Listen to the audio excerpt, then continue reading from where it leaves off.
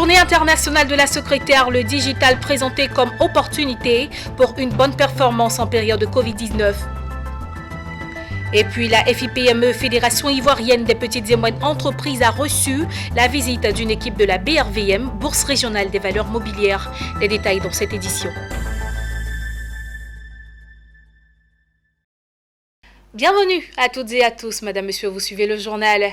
Le 14 avril de chaque année est une date marquante pour les assistantes de direction.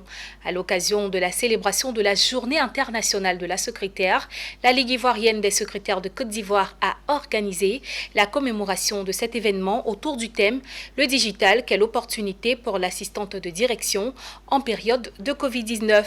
L'objectif est de contribuer à la promotion du rôle important de la secrétaire dans le processus de construction d'une administration publique et privée. Zeynab Dosso, Tima Traoré. Imaginez un seul instant une administration sans secrétaire. Je dirais alors de la secrétaire qu'elle est la collaboratrice, l'agent polyvalent, incontournable dans le développement d'une nation. Ce 14 avril 2021, elles ont reçu tous les honneurs. Elles, ce sont les secrétaires, assistantes et attachées de direction. La célébration de la Journée internationale de la secrétaire, ici à Abidjan, a été marquée par une adresse au patron sur le rôle incontournable de la secrétaire dans le développement d'une nation, comme quoi la secrétaire est le dépositaire de tous les secrets de l'entreprise. La Journée internationale des secrétaires est une journée qui se veut honorifique et conviviale. Elle met en exergue les services rendus par la secrétaire dans l'exercice de ses fonctions pour la réussite de l'entreprise. Pour marquer d'une pierre blanche l'édition 2021 de la célébration de la Journée internationale de la secrétaire en Côte d'Ivoire, une formation en ligne a été donnée sur le thème « Le digital, quelle opportunité pour l'assistante de direction dans un environnement marqué par la Covid-19 ». Pendant 2 jours, les secrétaires ont reçu les outils pour développer leur performance professionnelle. À travers cette formation, la présidente de la Ligue des secrétaires, Lise, avec le soutien de ses partenaires, veut contribuer à la promotion du rôle important de la secrétaire dans le processus de construction d'une administration publique et privée. Notons que la Journée internationale de la secrétaire a connu une véritable promotion et expansion à travers le monde entier à partir de 1990. En Côte d'Ivoire, la Ligue ivoirienne des secrétaires a célébré pour la première fois cette journée, le 14 avril 1994. Le réseau des chambres des experts européens de développement économique RCEEDE a procédé au lancement de ses activités pour l'année 2021. Une conférence de presse organisée pour l'occasion a permis à la structure humanitaire de donner les grandes lignes de sa mission, dont la principale est le développement économique, social et environnemental des pays à travers le monde. Suivez le compte-rendu de Walter Kofi et Richard Akeke. Contribuer à l'amélioration de l'environnement économique et social d'une trentaine de pays, c'est l'objectif que s'est donné l'organisation humanitaire, le réseau des chambres des experts européens et des développements économiques RCEEDE pour l'année 2021. Kwadjo Kwamenon Marcel, président du RCEEDE, était face à la presse ivoirienne pour présenter les activités et faire le bilan à mi-parcours des actions de la structure. Le RCEEDE, à l'instar des structures humanitaires, œuvre en faveur des populations défavorisées, mais se distingue par sa capacité à intervenir sur tous les continents et dans divers domaines, dont la santé, l'éducation, l'alimentaire, le logement et la formation. L'aide sociale, c'est justement, on se rend compte que dans le social, il y a l'humanitaire. Mais dans l'humanitaire aussi, il y a le social. C'est-à-dire que c'est 2 termes souvent qu'on essaie de dissocier. Mais on se rend compte que l'humanitaire, souvent, c'est la nourriture, soigner. Mais le social, c'est l'éducation. Et c'est aussi l'environnement, le logement et aussi la formation. Voilà. Donc c'est pour ça qu'on a combiné les 2 pour pouvoir aider à ce que ça soit plus efficace. Et en l'occurrence, tout le monde. C'est-à-dire que même on s'est rendu compte dans des régions aux États-Unis Et les gens, ils ont besoin d'aide sociale. Donc, on dit l'Afrique, mais le monde entier a besoin. En Côte d'Ivoire, l'organisation a déjà posé des actions à fort impact social à travers la distribution de kits alimentaires aux familles défavorisées. Alors déjà, je crois fortement en la vision du président Marcel Kouamenan parce que déjà 10 années ou 15 années en arrière, il était déjà dans l'humanitaire, dans le social. Créé en 2011, le réseau des chambres des experts européens de développement économique, ancien RCEE-DAO, est une mission diplomatique dont le but est de développer l'économie locale et augmenter la culture entrepreneuriale. Présente dans plus de 80 pays dans la Côte d'Ivoire, l'organisation entend ouvrir officiellement ses locaux à Abidjan en juin 2021. Et comme annoncé dans les titres, les responsables de la FIPME, Fédération ivoirienne des petites et moyennes entreprises, ont reçu une équipe de la BRVM, Bourse régionale des valeurs mobilières. Cette équipe, conduite par la directrice de l'antenne nationale de la BRVM, est allée présenter son institution. Elle a profité de l'occasion pour présenter aux petites et moyennes entreprises de Côte d'Ivoire des opportunités visant à les structurer pour la prochaine étape de leur croissance. Mon désir Nascimento, Tima Traoré. C'est une équipe conduite par Corinne Oumou-Ormond, directrice nationale de l'antenne de la BRVM.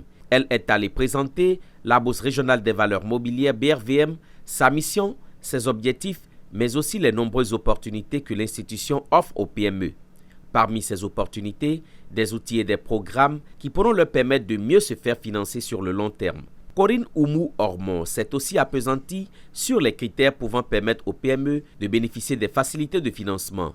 On peut retenir d'abord que pour pouvoir avoir accès au troisième compartiment de la BRVM, il faut être une SA, donc une société anonyme. Il faut avoir un capital social de 10 millions, donc ce qui est accessible à beaucoup de PME, et que c'est un compartiment aussi qui doit être exploité à un certain stade de la PME. C'est donc de nouvelles pistes de financement qui sont ouvertes aux petites et moyennes entreprises ce mardi à Abidjan. Dr Ouattara Kanigui, vice-président de la FIPME, représentant le président Joseph Boguifo de la FIPME, se réjouit de cette rencontre. À côté, bien sûr, donc, des autres modes de financement auxquels déjà les PME participent, c'est-à-dire l'autofinancement ou bien le financement bancaire, on s'est dit également que le financement, bien sûr, donc, des marchés des capitaux était vraiment très important pour nous. Elite BRVM, un programme international développé en 2012 par le London Stock Exchange Group, a aussi été proposé aux chefs d'entreprise au cours de cette rencontre. S'agissant toujours de la FIPME, la Fondation Félix Houphouët-Boigny de Yamoussoukro a abrité la cérémonie d'installation de 40 représentations de la Fédération ivoirienne des petites et moyennes entreprises FIPME. Ce projet permettra d'améliorer l'environnement des affaires des PME ainsi que de réaliser des études et bases de données sur les PME. Pierre Tebeu. 40 représentations de la Fédération ivoirienne des petites et moyennes entreprises FIPME ont été installées ce jour à Yamoussoukro. Cette orientation stratégique de la FIPME vise à fournir aux petites et moyennes entreprises évoluant hors d'Abidjan un service de proximité et de vulgarisation des outils et mécanismes d'accompagnement de leur croissance dans le cadre du renforcement de leurs capacités. La FIPME s'emploie sur le terrain à ce que les PME sachent qu'elles ne sont pas oubliées, qu'elles ont un interlocuteur. Mais pour couvrir le territoire national, pour se rapprocher le plus possible de nos PME. Elle veut parvenir dans cette démarche à identifier les entreprises et voir comment les intégrer dans les 25 filières d'activités créées. Ils auront bien sûr pour rôle dans la zone de représentation d'identifier les problèmes que rencontrent nos PME. D'abord d'identifier nos PME, de les connaître, de voir les problèmes qu'elles rencontrent. Et de l'autre côté, de voir comment nous pouvons les accompagner.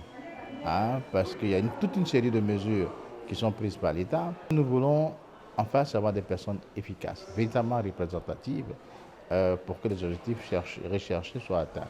Mais il n'était pas pour nous question de faire des choix à la légère. Les choix ont été faits vraiment avec beaucoup de rigueur.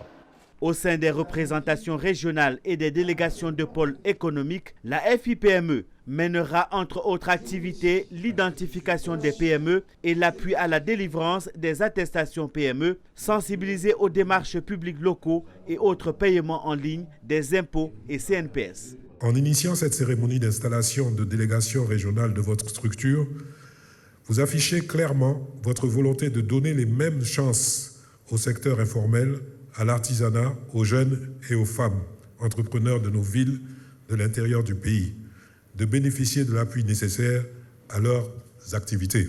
La Fédération ivoirienne des petites et moyennes entreprises, créée en 1995, a pour objectif d'unir en fédération les groupements interprofessionnels actifs en PME. Elle a pour mission d'accompagner l'État dans l'objectif de disposer d'une masse critique de PME compétitives, dynamiques et innovantes afin de contribuer pleinement au développement social et économique de la Côte d'Ivoire par la création d'emplois et de richesses.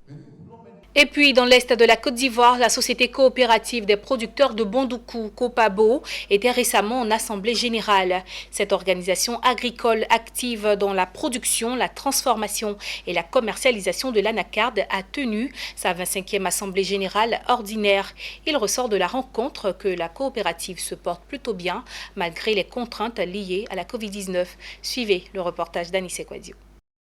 Après un premier mandat bien rempli à la satisfaction de tous les sociétaires, les membres de la société coopérative des producteurs agricoles de Bondoukou, Copabo Copsea, ont décidé de renouveler leur confiance à Kwame Kouman Patrice, le président, et à l'ensemble de son conseil d'administration pour les 3 prochaines années à venir. C'était au cours de la 20e assemblée générale ordinaire de la Copabo Copsea. Le conseil d'administration a été investi sous le regard des autorités. Quand vous faites un travail qu'on vous relie, ça montre que les coopérateurs vous font encore confiance. Mais en même temps que c'est une joie, j'imagine encore la lourde tâche qui m'incombe pour pouvoir mettre sur la voie cette coopérative qui regroupe autant de membres. Vous demandez de continuer à produire de l'anacarde en quantité suffisante, mais surtout de l'anacarde de qualité. Il vous dit que cette filière a de très beaux jours devant elle. Cette assemblée générale ordinaire de la Copabo a été marquée par la présence de l'un de ses partenaires, la structure Hightech Garden, dont la directrice a tenu à féliciter et à encourager la Copabo. Soutenir Copabo, c'est quand même une coopérative qui fait un travail. Ils sont très bien organisés et le travail qu'ils font nous intéresse complètement. Nous sommes très bien, agréablement surpris, comme je dis, de l'organisation déjà de cette coopérative qui travaille vraiment dans le sens de la valorisation déjà du produit de la zone. La Copabo intervient dans la collecte, la commercialisation des produits agricoles à l'anacarde, le café, le cacao et le coton. La transformation de l'anacarde est l'une de ses priorités. Elle a donc installé une unité de transformation de l'anacarde en jus et aujourd'hui, grâce à son matériel de pointe, la Copabo réussit à faire de la coque de cajou du charbon combustible pour les ménages. Cette unité de transformation permet ainsi à plus de 100 personnes, composées à 85% de femmes, d'avoir un travail pour le bonheur de leur famille. En tout cas, je travaille ici. C'est pas aujourd'hui. Ça vaut 3 ans. Mais c'est de ça que je vis. J'ai mis mes enfants à l'école. Tout le monde. En tout cas, je suis à l'aise avec ça. La Copabo a été créée le 27 octobre 1999. Sa zone d'action est le Grand Togo et elle est composée d'un président du conseil d'administration, de 13 administrateurs, 10 sections, 200 délégués et plus de 895 membres actifs. C'est la fin de ce journal. Merci de nous avoir suivis. Excellente suite de programme sur Business 24, la télé utile.